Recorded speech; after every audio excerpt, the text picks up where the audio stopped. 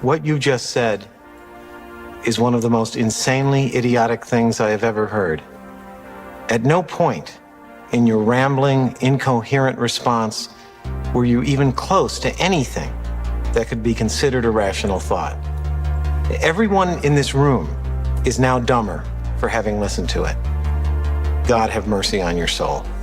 A couple of weeks back, there was an article at CBR.com from my new favorite writer there, David Hart, and it was so ridiculous, it was so absurd, I knew I wanted to talk about it with Doc. Unfortunately, we got the Tom Brevoort news last week and we had to skip it, but I knew there was no way I was going to let this go. We got to talk about the most absurd take in DC Comics history, Doc. This thing is absolutely stupid. It really is. I mean, there was like, what was it, like 5 or 6 major points he hits here, and I think maybe one of them, if you're really lucky, one of them could be like, oh yeah, I can see that one. All the rest were just flat out fucking wrong. Oh yeah, there's no critical thinking going along with this article from David Hart. The big premise is because DC Comics did well in the Eisners, and because DC Comics sales tripled when James Gunn made an announcement about the slate of DCU movies, that DC Comics are heading in their own direction, they're forging their own way ahead, and this is the way to fight Marvel Comics. Yeah, this is... Now, I do agree with part of that premise that DC can't fight Marvel on Marvel's terms. They have to do it by doing what they do best. But here's the thing. All of the points this guy made in here, they're just not right. Like, they didn't happen. No, and they're basically following Marvel's path forward anyway, but we'll get all to that. Let's get into some of these amazing takes. I mean, this is some real smooth brain stuff right here. 2023's Eisner Awards weren't without controversy, but one thing that wasn't controversial was DC's many wins. DC handily swept the awards with titles like Nightwing, Human Target, and Batman One Bad Day, The Riddler being recognized for their greatness. This is an area that DC has been strong in since the 1980s. That decade was when comics finally came of age and DC pioneered that push. Alan Moore's Saga the Swamp Thing, Watchmen, Frank Miller's The Dark Knight Returns, Neil Gaiman's The Sandman, Grant Morrison's Animal Man, and so many others changed the way pop culture looked at the comic book medium and created the prestige format. So Nightwing is not a prestige format comic book. Human Target is not a prestige format comic book. Certainly Batman One Bad Day, The Riddler was. But are we really comparing Tom Taylor's Nightwing, Tom King's Human Target, and Tom King's Batman One Bad Day, The Riddler to Saga of the Swamp Thing, Watchmen, The Dark Knight Returns, The Sandman, and Animal Man? Is that the premise here, Doc? I'm trying to do the mental gymnastics to put these things all in the same room and not start screaming, a bunch of these things are not like the other. Because other than the fact that, okay, all of those things were prestige back in the day, and that was Vertigo at the time, but they've all been kind of retconned into Black Label, and Black Label's supposed to be a prestige format, and most of these were published under Black Label except for Nightwing. Human Target's not Black Label. It's just a it wasn't? series. Oh, okay. Then yeah, I have no fucking clue. I'm trying to like do like a bunch of different steps to somehow conflate all of them into the same thing. They're all comic books. We're talking about 3 of perhaps the 5 greatest comic book stories of all time, right there in that list. And we're comparing Tom Taylor's super boring Nightwing, the Human Target that no one cares about or reads, and then Batman One Bad Day, The Riddler, which is just a bastardization of the Riddler and has nothing to do with the actual character. And we're comparing those to there. And then, well, they won Eisners, Doc. If DC Comics won a lot of Eisners, that means their comic books are good. But that's not what that means. No one takes the Eisners seriously anymore. No, at this point, we look at Eisners as our like big warning sign. It might as well be like a radioactive trefoil. It's just, don't bother. That's what the sign feels like to me. If it wins an Oscar, an Eisner, it means stay the fuck away from it. All the Eisners do is award shit that isn't good at this point, but that a bunch of other industry hacks like, even though it doesn't sell, nobody, it's almost like anti-sales and anti-critical acclaim. So the more that the actual readerships hate it, the more likely it is to get awarded an Eisner at this point. And I believe at one time winning an Eisner or saying that this was an Eisner award-winning comic book likely did increase the amount of interest one may have in a title that they hadn't read yet.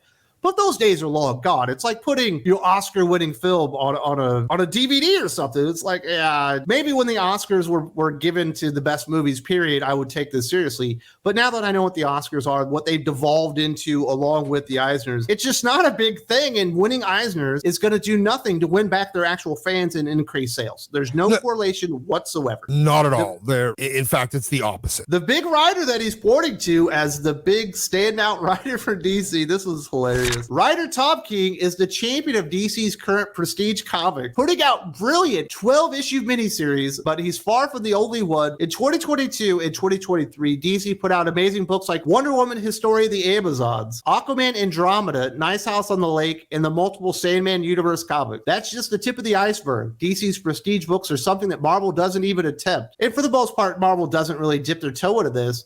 But there were no sales associated with Aquaman Andromeda, which I think is actually a pretty damn good book. It's one of the better things Ram V has done at DC Comics. There are basically no sales associated with any of the Sandman universe books that they're putting out, or have been putting out for about 5 years now. The sales on Nice House at the Lake started out pretty decent, but I believe dwindled. And then by the end, Wonder Woman, Historia of the Amazons didn't have sales either. And people aren't talking about these like they're amazing comic books. No, I mean, and most certainly people not talking about Tom King like that. No, fuck no.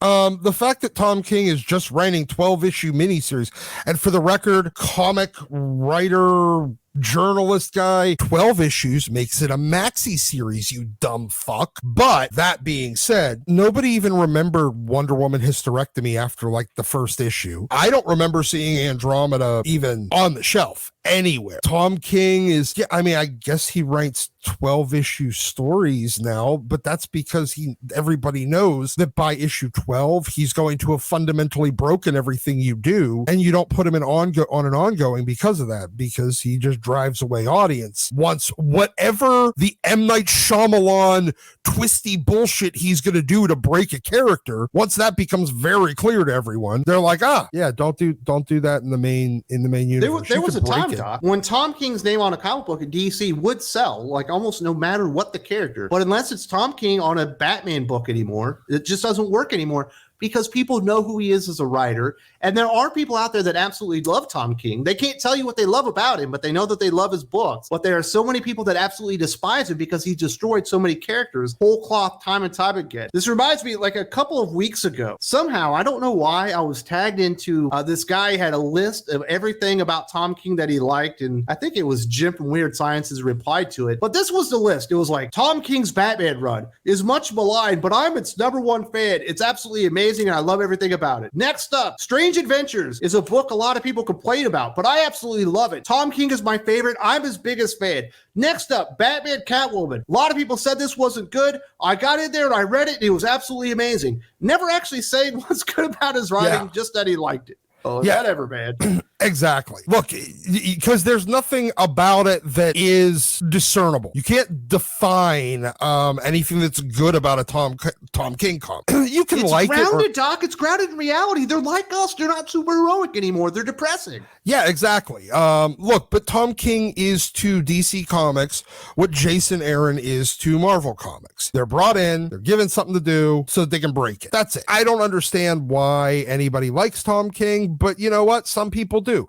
That's fine. It won't make him any less of a one-note joke, though. And it's certainly not going to improve DC Comics sales on the market and their standing with customers. We've proven that out. His star has fallen quite a bit over the last 4 or 5 years. Next up, he starts talking about the James Gunn, Jim Lee comic sales have tripled, and then, of course, makes himself look like an idiot. Talking about how the synergy between the DCU and DC Comics is absolutely amazing and helping things. He says, The Authority is a perfect example. The Authority was huge in the early double aughts, but its star has fallen considerably. However, the concept of the team of Justice League-inspired team that does whatever it wants to stop evil and protect the innocent is easily among the best in comic history. James Gunn announced The Authority was going to be part of the new DCU movies, and suddenly everyone was talking about The Authority. Interest in The Authority skyrocketed, and DC announced they were going to reprint it. It wasn't even a print. You know, hey, you know what? Jim Lee should have come back and been like, he increased sales on the Authority by 4,000%. I mean, 4,000% of zero is still fucking zero. So yeah, I mean, look, it paid off with sales to not DC Comics. I mean, eBay sellers made out pretty good on it. Don't we have Waller versus Wildstorm? Isn't there Authority stuff in there? None of those books are selling very well. There was no skyrocketed interest other than the Warren Ellis, the Authority stuff. Yeah. And all that really helped was the back issue market. I hate to tell you people this, but if you want to make an announcement and generate sales off of said announcement, you have to have the product available for sale when you make the announcement. But this isn't new, Doc. This isn't new whatsoever. Whenever Marvel says, we're going to introduce this character, and then they mention a storyline, all of a sudden the sales and interest on that spike for a couple of months, and then it dwindles and goes away because the movie doesn't come out for 2 years. Yeah, and they never have, and they never have it in print. At least Marvel never has it in fucking print. Who cares about that part, man?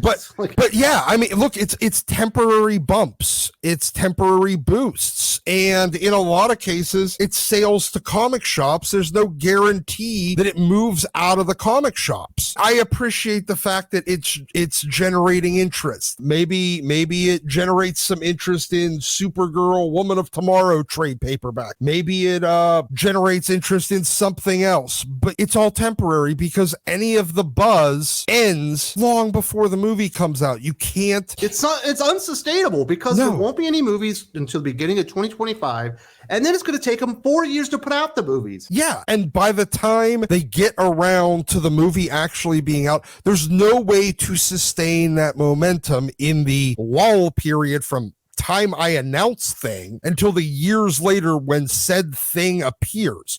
Unless you're giving me a constant drip and drab of new information about something, like on like a weekly or monthly basis, people lose interest. You know why? Because people are naturally fucking ADHD, especially in this world now. And if you stop giving them something that they like, they go wander off to find something else. And that's where their money and attention is. That's not to mention the fact that James Gunn, we'll see if he even makes it through his 10-year plan. It's not going very well. We'll have to see what happens with Superman Legacy, but it's absolutely unsustainable. It did not triple anything. It increased interest in sales in comic books that they had already printed. Nothing new was actually made, and they certainly didn't make a whole lot of money, except for maybe Supergirl Woman of Tomorrow. The last thing he said is absolutely ridiculous. It's probably the dumbest thing he says in the entire thing, Doc. Marvel is a bit of an unassailable monolith at this point, and fighting it on its own terms is silly. DC has stopped doing fighting Marvel on their terms. Instead, DC is focused on the things they do well. Prestige comics that show the breadth of superhero comics using the movie side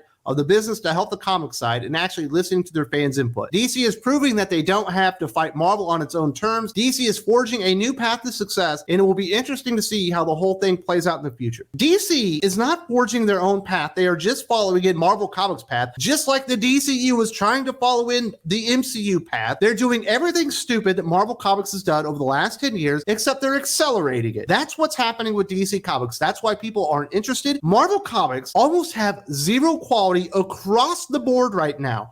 Spider-Man sucks. X-Men sucks. The Avengers suck. Yet somehow, despite DC forging their own path and doing great things, they can't overtake them in sales. If DC had any good books out right now, Night Terrors was an absolutely stupid idea. If they had enough, they would overtake them because Marvel sucks right now. But DC also sucks. Just not as bad. Yeah, of course. I mean, I agree in principle that DC doesn't need to fight Marvel on Marvel's terms. I agree in principle to that. The proof that you had that they're doing that, though, is entirely inaccurate. They're doing the same thing that Marvel did. They're not having product available whenever you announce something that's tied into a previous comic book run. They're putting out trash books. Even in here, you even say, well, they've gotten away from the event model and it's gotten smaller and it doesn't interfere with people's normal reading. We just had 2 months, not 4 months after you launch, 5-6 months ago, you relaunched the entire line. 6 months in, you decide to break every reader's ongoing purchasing process by forcing them to read Night Terrors for 2 months. Every single book was on hiatus for 2 months. This is what it was. We got Dark Crisis on Infinite Earths. Then we got, like a month later, Lazarus Planet. Then we got 2 months later, Night Terrors. And then once Night Terrors up, we're going right into Batman versus Catwoman and Teen Titans Beast World. And we haven't even talked about the big Brainiac event that they haven't even announced for 2023 yet. Yeah. They're definitely doing too many events. They're doing way too many events. You can't avoid them. They're prestige books. The books that you claim are prestige aren't prestige. They're winning Eisners. It's not translating into a single bit of fucking sales. They don't have any brilliant solo series. You don't have A-list creators on Wonder Woman. I mean, what? We just got done spending a fucking year and a half talking about Magic Milk with the worst creative team that I have ever seen on any mainstream big two book for an extended period of time. Tom King's taking over though, Doc. That's going through the roof. Their event fatigue is fatiguing itself because there's so many events. Everyone that was a fan of Nightwing has quit. It only seems to be people that are still like, they just buying.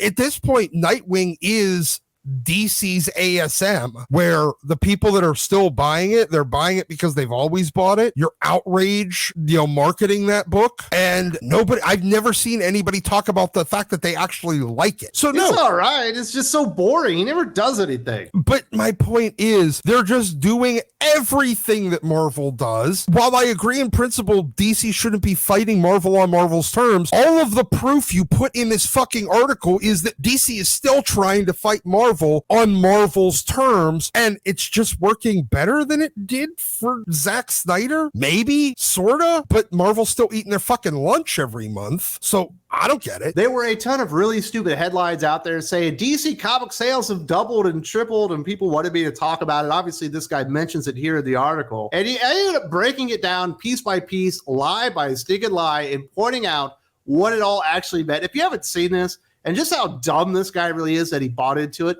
definitely check this video out right now, because I schooled everybody, including David Hart, who apparently is an idiot. There's also a link in the video description.